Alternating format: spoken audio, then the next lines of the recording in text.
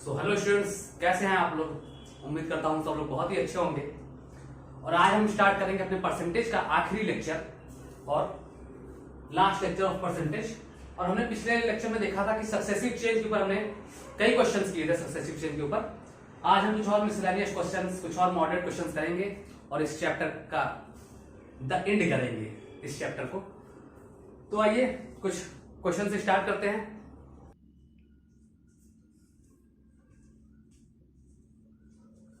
तो आइए एक बेसिक क्वेश्चन से हम अपने पिछले लेक्चर का जो कॉन्सेप्ट है सक्सेसिव चेंज वाला उसको रिवाइज करते हैं। आइए देखते हैं क्वेश्चन कह क्या रहा है।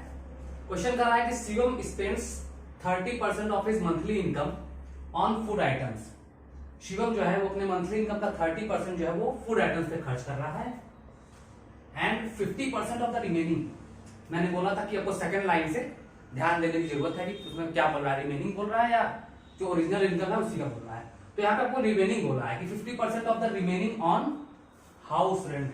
ठीक है, उसके बाद कह रहा है कि ही saves 2/7 of the remaining amount. मतलब इतना कुछ खर्च कर देने के बाद, फूड आइटम्स और हाउस रेंट खर्च कर देने के बाद जो उसकी अमाउंट बच रही है रिमेनिंग, उसका वो 2/7 पार्ट क्या कर रहा है, सेव कर रहा है मंथ में।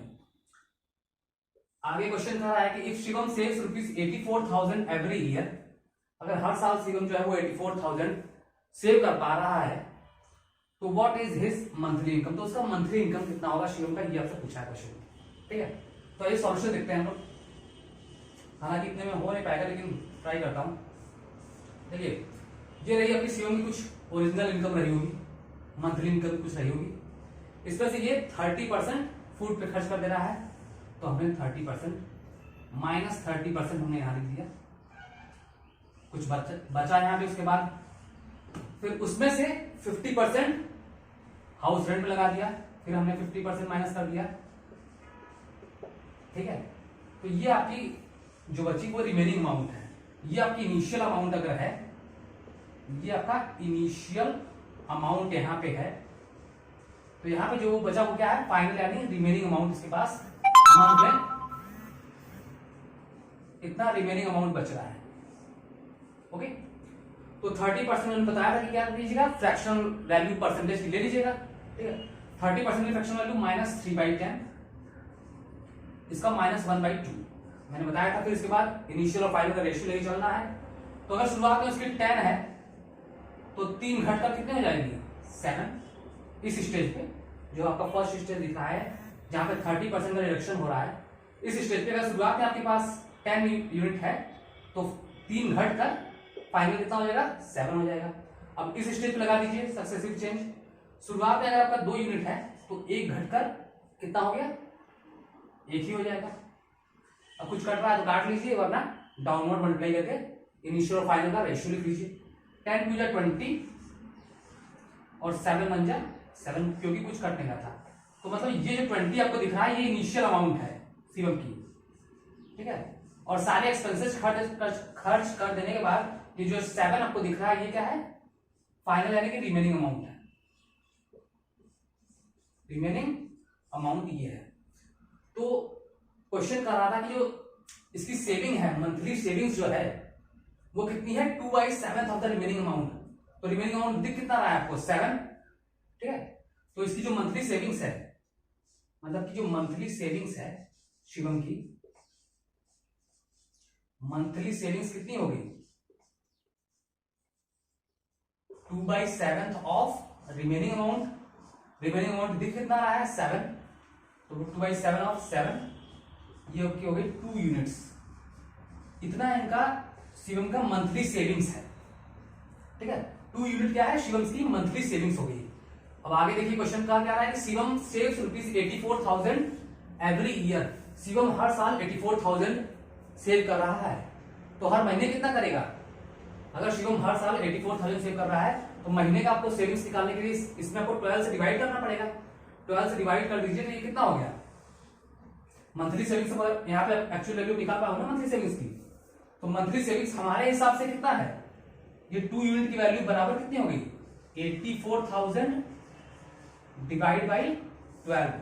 हमने ऐसा क्यों किया, क्योंकि ये 84,000 उसके ईयरली सेविंग्स थी ना कि मंथली, और एक ईयर में 12 मंथ होते हैं, इसलिए हमने 12 से डिवाइड करके मंथली सेविंग्स निकाल दिया, 84,000 डिवाइड बाई 12 कितना आ जाएगा, ये 7,000 आ जाएगी, ठीक है। ये कितनी आ गई, 7,000। तो अगर 2 यूनिट की वैल्यू 7,000 है, हमारे हिसाब से जो आया था मंथली सेविंग्स वो 2 यूनिट आई थी, लेकिन इस एक्चुअल वैल्यू यहाँ पे दे रखी थी, तो वहां से हमने एक्चुअल वैल्यू मंथली सेविंग्स निकाल लिया 7,000। मतलब कि जो 2 यूनिट है वो 7,000 के बराबर हो गया। कहां लिखा जाए, यहां कर देते हैं भाई, जो 2 यूनिट्स है, 2 यूनिट बराबर 7,000,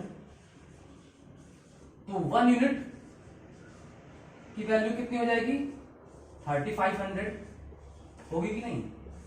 1 यूनिट की वैल्यू 3,500। हमसे क्वेश्चन में पूछा गया था उसकी मंथली इनकम बताइए, जो इनिशियल अमाउंट है यही तो उसकी मंथली इनकम होगी, ठीक है।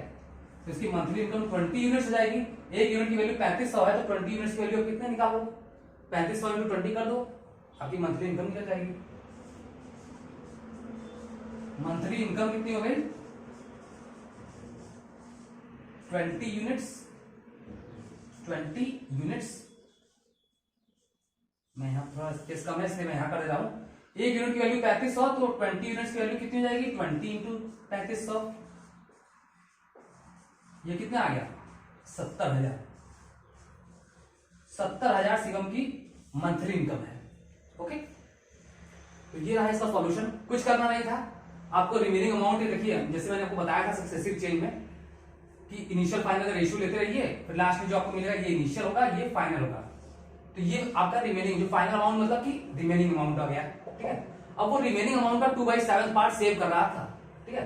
तो उसकी जो मंथली सेविंग्स हो जाएगी वो 2/7 ऑफ 7 हो जाएगी, क्योंकि 7 ही आपकी रिमेनिंग अमाउंट है। तो यहां से हमारी मंथली सेविंग्स आ गई 2 यूनिट। लेकिन हम मंथली सेविंग्स का क्वेश्चन की मदद से मंथली सेविंग्स की एक्चुअल वैल्यू ज्ञात कर सकते हैं, ठीक है। यहाँ पे 84,000 ईयरली सेविंग्स है, तो हमने उसे 12 से डिवाइड कर दिया, तो 7,000 आ गया मंथली इनकम। अब इस 2 यूनिट की वैल्यू हमने 7,000 के बराबर पुट कर दी, ठीक है, क्योंकि ये भी तो क्या है, मंथली सेविंग्स ही है ना, 2 यूनिट। तो हमने 2 यूनिट क्या किया, मंथली सेविंग्स 7,000 के बराबर पुट कर दिया। यहां से 1 यूनिट की वैल्यू आ गई 3,500, और फिर हमें निकालना था मंथली इनकम। तो मंथली इनकम हमारी इनिशियल जो वैल्यू है वही तो मंथली इनकम होगी। तो 20 यूनिट्स की वैल्यू निकाल दीजिए। 20 यूनिट, 1 यूनिट की वैल्यू अगर 3500 है, तो 20 यूनिट की वैल्यू कितनी हो जाएगी, 20 इंटू 3,500। तो यहां से आंसर आ गया आपका 70,000 रुपीज, ये शिवम की मंथली इनकम हो गई, ओके। सो आइए अब कुछ और क्वेश्चन करेंगे। देखिए इलेक्शन बेस्ड क्वेश्चन भी होते हैं परसेंटेज में, कुछ एक होते हैं प्राइस और कंजप्शन वाला, वो भी कराऊंगा। तो आइए अब हम लोग नेक्स्ट टॉपिक देखते हैं अपना, expenditure and consumption based problems. तो इस टॉपिक से आपका बैंक में तो क्वेश्चन जो है बहुत ही कम पूछता है अब, लेकिन एसएससी में जो है, एसएससी एग्जाम्स में प्राइस और कंजम्पशन बेस्ड प्रॉब्लम बहुत आते हैं। तो इसमें देखिए एक बेसिक सा फॉर्मूला है इसमें, एक्सपेंडिचर जो होता है, एक्सपेंडिचर, बस ये फॉर्मूला याद रखिए, आपका क्वेश्चन सॉल्व हो जाएगा। Expenditure equal to price into consumption होता है। Expenditure equal to price into consumption, ये आपको पता ही होगा, वैसे बताने की कोई नई बात नहीं है। ये आपका फॉर्मूला है एक्सपेंडिचर का, expenditure equal to price into consumption. अब आपको इसमें क्वेश्चन पूछता कैसे है, ठीक है। क्वेश्चन कहेगा कि मान लीजिए कोई कमोडिटी है, उसका एक्सपेंडिचर को सेम कर दिया, 2 पर्सन है, तो बोला है कि दोनों जो है उस कमोडिटीज पे उनका एक्सपेंडिचर क्या है, सेम है। तो प्राइस और कंजम्पशन का आपको रिलेशन पूछता है उसमें, ठीक है। तो यहां से मान लीजिएगा एक्सपेंडिचर सेम हो जाता है, तो खुद ही बता दीजिए इफ एक्सपेंडिचर इज सेम, तो आप कह नहीं सकते कि जो प्राइस होगा वो कंजम्पशन के क्या होगा, इनवर्सली प्रोपोर्शनल होगा।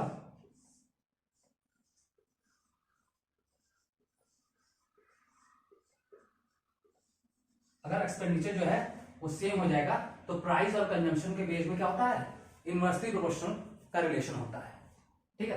प्राइस जो होता है वो कंजम्पशन का क्या होता है, इनवर्सली प्रोपोर्शनल होता है। तो आइए हम क्वेश्चंस के माध्यम से इस कंसेप्ट को समझेंगे और कुछ क्वेश्चन देखते हैं प्राइस और कंजम्पशन बेस्ड प्रॉब्लम। तो आइए हम लोग एक प्राइस और कंजम्पशन बेस्ड पे जो हमने अभी सीखा है, प्राइस और कंजम्पशन बेस्ड पे कॉन्सेप्ट, उसको इस क्वेश्चन में लागू करने की कोशिश करते हैं। क्वेश्चन कह रहा है कि price of sugar increases by 20%। Sugar का प्राइस कितने से इंक्रीज कर रहा है, 20% से इंक्रीज कर जा रहा है। फिर आगे कर रहा है कि by what percent should a house hold reduce the consumption of sugar so that the expenditure on sugar can be same as before। मतलब देखिए ये लाइन इंपॉर्टेंट है कि बोला है कि एक्सपेंडिचर जो है वो शुगर पे पहले की तरह हो जाए, तो जो हाउस होल्ड है उसको अपना कंजम्पशन कितने % से कम करना पड़ेगा, ये आपका क्वेश्चन बोल रहा है। तो देखिए क्वेश्चन में मैंने बताया था क्या होता है इसमें रिलेशन, अगर एक्सपेंडिचर सेम हो जाए तो प्राइस और कंजम्पशन में क्या होता है, इनवर्सली प्रोपोर्शनल का रिलेशन होता है। तो प्राइस देखिए कर रहा है कितने से बढ़ रहा है, 20% से बढ़ जा रहा है, प्लस 20%। 20% की फ्रैक्शन वैल्यू होती है 1/5, तो मतलब प्लस 1/5। मतलब अगर इनिशियल आपका 5 रहा होगा प्राइस, तो फाइनल जो है 5 से 1 बढ़कर 6 हो जाएगा। तो अगर हम यहाँ पे रेशियो लिखना चाहें प्राइस का, ये रहा इनिशियल और ये रहा आपका फाइनल प्राइस, ठीक है। तो प्राइस और प्लस 20% मतलब प्लस 1/5 की अगर इनिशियल 5 है तो 5 से 1 बढ़कर फाइनल वैल्यू कितनी हो जाएगी, 6 हो जाएगी। और मैंने बताया था कि प्राइस और जो कंजम्पशन में होता है, अगर एक्सपेंडिचर सेम हो तो प्राइस और कंजम्पशन क्या होते हैं, एक दूसरे के इनवर्सली प्रोपोर्शनल होते हैं। तो अब कंजम्पशन का रेशियो ठीक उल्टा कर देंगे इसका। ठीक उल्टा करने का मतलब है कि इनवर्सली प्रोपोर्शनल कर दो ना, क्योंकि मतलब ये हो जाएगा 1/5, ये हो जाएगा 1/6। तो अगर इसको आप रेशियो लिखना चाहोगे, मतलब कि फ्रैक्शन में रह, ठीक है, रेशियो को आप कभी भी फ्रैक्शन के रूप में मत लिखा कीजिए, उसको हमेशा आप नेचुरल नंबर या इंटीजर के फॉर्म में ले जाने की कोशिश किया कीजिए। तो अगर इसको आप इंटीजर फॉर्म में लिखना चाहते हो तो क्या करोगे, दोनों के एलसीएम से ऊपर मल्टीप्लाई कर लीजिए, तो हो जाएगा कितना 30, 1/5 इंटू 30 कर दोगे, इधर भी 30 कर दोगे, तो रेशियो हो जाएगा क्या हो जाएगा 6:5, ये आपका रेशियो हो जाएगा। 1/5 रेशियो 1/6 को हम लोग 6:5 भी लिखते हैं। कैसे किया पता चला, हमने क्या किया 1/5 था और 1/6 का रेशियो तो यही हुआ ना, तो हम इसको नेचुरल नंबर के फॉर्म में ले जाने के लिए क्या करेंगे, जो आपको डिनोमिनेटर में दिख रहा है दोनों के एलसीएम से मल्टीप्लाई कर दीजिए। तो दोनों का एलसीएम कितना होता है 30 मल्टीप्लाई कर दिया, ऊपर भी 30 से मल्टीप्लाई कर लिया, नीचे भी 30 से मल्टीप्लाई कर लीजिए, इसलिए आपका फ्रैक्शन में कोई चेंज आएगा नहीं। तो ये हो जाएगा आपका 5 इंटू 6 30 और ये क्या 6 इंटू 5 30। तो इसलिए आपका क्या जाएगा 1/5 रेशियो 1/6 को हम 6:5 भी कर सकते हैं। तो मतलब कहने का मतलब कि बस इसको पलट दीजिए। अगर केवल 2 क्वांटिटी दी हुई है तो अगर आपको उसको उसमें आपको इनवर्सली प्रोपोर्शनल लेना होता है, जो ऊपर आपको दिख रहा है ठीक उसका उल्टा ये जाता है। अगर यही 3 क्वांटिटी होती 5:6:7 तो हम उसको 7:6:5 नहीं लिख सकते थे, वहां पे आपको इस तरह 1/5 रेशियो 1/6 रेशियो 1/7 लेके चलना पड़ेगा। केवल 2 क्वांटिटी है तभी आप पलटिएगा, 5:6 है तो 6:5 कर दीजिएगा इनवर्सली प्रोपोर्शनल के केस में, ठीक है।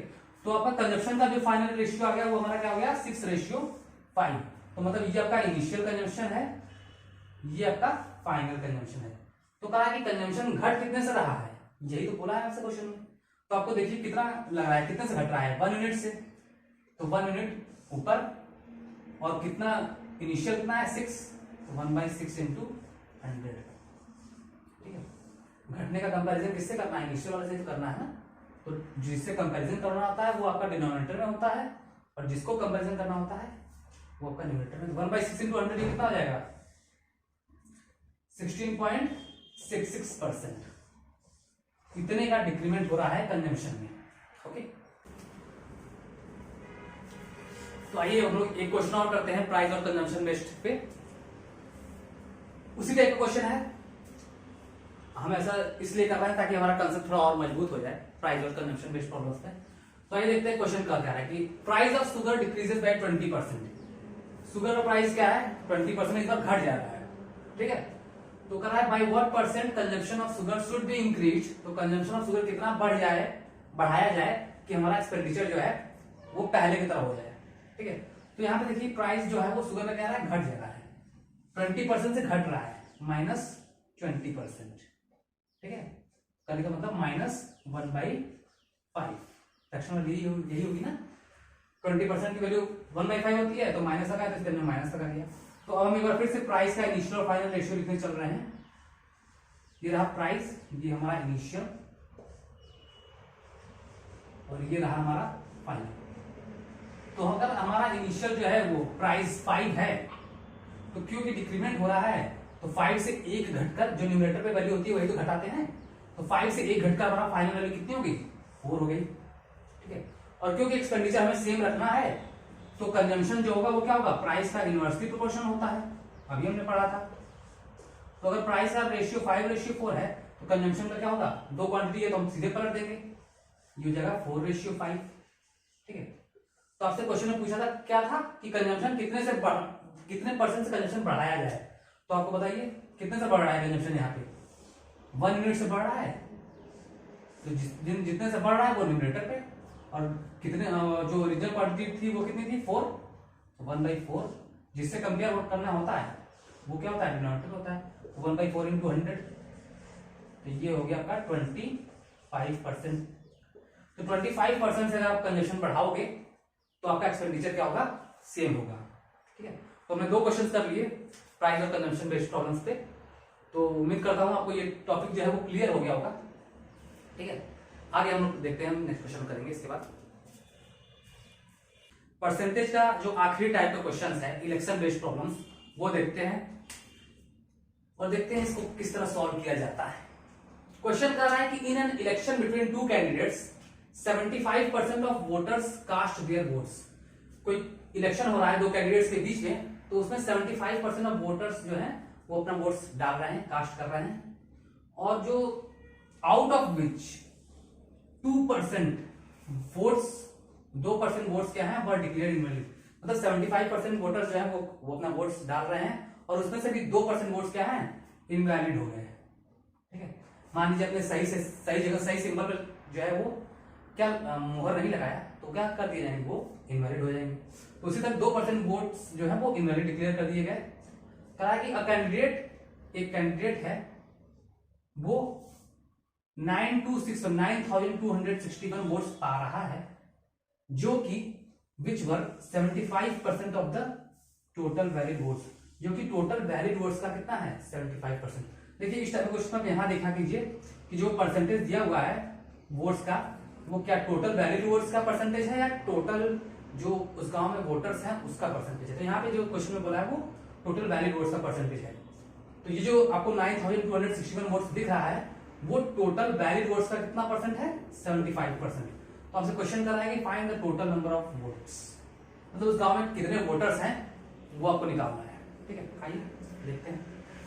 तो जो इन्फॉर्मेशन जो एक्चुअल वैल्यू उनको क्वेश्चन में दे रखी है वहीं से स्टार्ट करते हैं। आपको क्वेश्चन में दे रखा है कि 75%, ध्यान से देखिएगा, 75% ऑफ टोटल वैलिड वोट्स, ये क्वेश्चन में दे रखा है 75% ऑफ टोटल वैलिड वोट्स। इसकी वैल्यू आपको क्वेश्चन में दे रखी है कितनी, 9261। तो यहां से हम टोटल वैलिड वोट्स निकाल सकते हैं, क्यों नहीं निकाल सकते, यहां से हम टोटल वैलिड वोट्स निकाल लेंगे, कितनी आ जाएगी वैल्यू। देखिए 75% की फ्रैक्शन वैल्यू होती है 3/4, तो अगर इस साइड 3/4 है तो इक्वल टू के उधर ले जाओगे तो 4/3 हो जाएगा, तो ये हो जाएगा 9261 इंटू 4/3। इसको सॉल्व कर लीजिए, कितना आ रहा है, 330 जा 90, 2 बचा 6 यहाँ, 3 8 24, 2 बचा 1 यहाँ, 3 7 जा 21, तो 3087 इंटू 4, इसकी वैल्यू आ जाएगी टोटल वैलिड वोट्स की 4028, 8 यहाँ 2 कैरी, 4 8 जा 32, 2 34, 4 यहाँ 3 कैरी, 4 0 0, 3 आ गया, 4 3 जा 12, तो 1 2 3 4 8 इतने आपका टोटल वैलिड वोट्स आ गया। ठीक है, जो टोटल वैलिड वोट्स की वैल्यू आ गई वो कितनी आ गई, 12348। ठीक है, तो देखिए टोटल वैलिड वोट्स हमारा आ गया है। अब मुझे थोड़ा स्पेस चाहिए। ठीक है, टोटल वैलिड वोट्स कैसे है आप समझ में आ गया ना, 75% ऑफ टोटल वैलिड वोट्स इतना था, तो वहां से हमने टोटल वैलिड वोट्स निकालिए, इतना हो गया। अब टोटल वैलिड वोट्स आया कैसे होगा, हम लोग वहां स्पेस कम था इसलिए हम लोग आइए देखते हैं फिर से। देखिए जो हमारे टोटल वैलिड वोट्स आ गए थे वो कितने आ गए थे, 12348। अब ये देखिए टोटल वैलिड वोट्स ये आए कैसे होंगे। ठीक है, तो देखिए जो टोटल नंबर ऑफ वोट्स होंगे, जो टोटल नंबर ऑफ वोट्स होंगे उस टाउन में, उस सिटी में, उसमें से कितने परसेंट वोट जो पढ़ रहे हैं 75%। तो टोटल वोट्स इंटू 75% अगर हम कर दें तो ये क्या होगा, इतने वोट्स पड़े, इतने वोट्स हमारे क्या पड़े हैं, कास्टेड वोट्स। ये क्या हो जाएंगे, कास्टेड वोट्स। ये वैलिड वोट्स नहीं है टोटल, ये क्या है, कास्टेड वोट्स है। मतलब टोटल वोट्स का 75% इतने परसेंट लोगों ने वोट दिया है। अब इसका सभी के सभी तो वैलिड नहीं है, 2% बोला गया था क्वेश्चन में कि आपका इनवैलिड है। तो वैलिड कितने हुए, 100 में से 2% माइनस कर दो, 98% वोट्स क्या हो गए, वैलिड हो गए। तो कास्टेड वोट्स का 98% अगर हम कर दें, इसमें 98% को मल्टीप्लाई कर दें, तो अब यहां से यहां तक ये आपका क्या हो गया, टोटल वैलिड वोट्स। ये आपका हो गया टोटल वैलिड वोट्स, ठीक है। और टोटल वैलिड वोट्स आप निकाल लिया, तो मतलब इतने पूरे टोटल वोट्स इंटू 75% इंटू 98%, इसकी वैल्यू 12348 के बराबर होगी। क्यों, क्योंकि ये जो टोटल वोट्स इंटू 75% इंटू 98% है, ये आपका टोटल वैलिड वोट्स हो गया, ठीक है। तो समझ गया कि ये क्या है, कास्टेड वोट्स इतना, और यहां से यहां तक पूरा ये क्या है, टोटल वैलिड वोट्स, ठीक है। तो मैं रब कर लेता हूं, समझ गए होंगे। तो अब इसको सॉल्व कर लेते हैं, रब क्यों करूं, यही लिख देता हूं। तो टोटल वोट्स, हमारा जो मेन है वो क्या है, टोटल वोट्स ही तो निकालना है। तो यहाँ पे एक ही वेरिएबल हो गया टोटल वोट्स, बाकी सब सॉल्व कर लीजिए। 75% को सॉल्व करोगे तो ये हो जाएगा 3/4, 98% को काट दो, 249 जा 250 जा, 49/50 इज इक्वल टू हो गया 12348, ठीक है। तो अब इसको उठा के पूरा घर भेज दो, आपका टोटल वोट्स निकल जाएगा। बस क्वेश्चन सॉल्व, आप लोग कर लीजिएगा इसको सॉल्व, ठीक है। टोटल वोट्स ये हो जाएगा 12348 इंटू 50 इंटू 4, ये चला गया ऊपर, और नीचे क्या है 3 इंटू 49, ठीक है। ये 3 से कट रहा है क्या, 2 1 3 3 3 6 4 10 18, 3 से कट रहा है, ठीक है। काट दीजिए इसको, 3 से कट रहा है तो कितना हो जाएगा, ये 3 4 जा 12, 3 1 जा 3, 3 1 जा 3, 1 यहाँ 4 1 1 6 इंटू 50 इंटू 4 अपॉन 49, ठीक है। तो नीचे 49 है, देखिए अब 7 से ही कट जा रहा है क्या, 7 5 जा 35, 6 बचेगा, 1 यहाँ, 7 8 जा 56, 5 यहाँ, ठीक है। तो ये 7 से कट जा रहा है, ठीक है। तो यहीं भी मैं इसको सॉल्यूशन करता हूँ, 7 से काट दीजिए, वो कितना हो गया, 7 5 जा 35, 5 यहाँ, 1 यहाँ, सॉरी 6 यहाँ, 1 यहाँ ना, तो 7 8 जा 56, फिर 5 यहाँ, 6 यहाँ, तो 7 8 जा 55, 588 हो गया, और नीचे हो गया ये 7, और वो हो गया 50 इंटू 4। बस सॉल्व ही करना था, टोटल वैल्यूज निकल चुका था। 7 से देखिए काट दीजिए, कट रहा है ये फिर से, ये हो गया 7 8 जा 56, 2 यहाँ 8 यहाँ, 7 4 जा 28, 84 से कट गया, इंटू 200, 15 इंटू 4 कितना हो गया 200, तो 84 2 जा कितना हो गया 168, एक डबल जीरो लगा दिया हमने। तो इतने टोटल नंबर ऑफ वोटर्स हैं उस गांव में, ठीक है। 84 इंटू 200 तो 16,800, इतने आपके टोटल नंबर ऑफ वोटर्स हैं उस सिटी में। तो समझ गए, मेन आपको यही समझना था कि टोटल वैलिड वोट्स कैसे आया। टोटल वोट्स का 75% ये आपका कास्टेड वोट्स है, और इस कास्टेड वोट्स का 98% आपका इंटू 98% किया तो हमारा टोटल वैलिड वोट्स निकल गया। क्यों, क्योंकि 2% वोट्स क्या थे, इनवैलिड थे, इसी 2% आपको घटाना पड़ेगा। तो ये आपका इलेक्शन का एक बढ़िया क्वेश्चन था। अब हमने क्या है, परसेंटेज के सभी टॉपिक्स को टच कर दिया है, आपका कोई भी टॉपिक हमसे बचा नहीं, ठीक है। अब आप क्या कीजिएगा, परसेंटेज ऑफ क्वेश्चंस को जितना हो सके उतना जहां से मिल रहा है, मॉक से, ठीक है, बुक से, हर जगह से उठाइए और उसको सॉल्व कीजिए। कोई क्वेश्चन फंस रहा हो तो उसे आप कमेंट सेक्शन में डाल सकते हो, ठीक है। तो हम नेक्स्ट जब भी हमारा लेक्चर होगा तो हम नया टॉपिक पढ़ेंगे। आपका परसेंटेज यहीं भी खत्म होता है। So goodbye, take care of your family, and please like, share and subscribe the channel. Bye.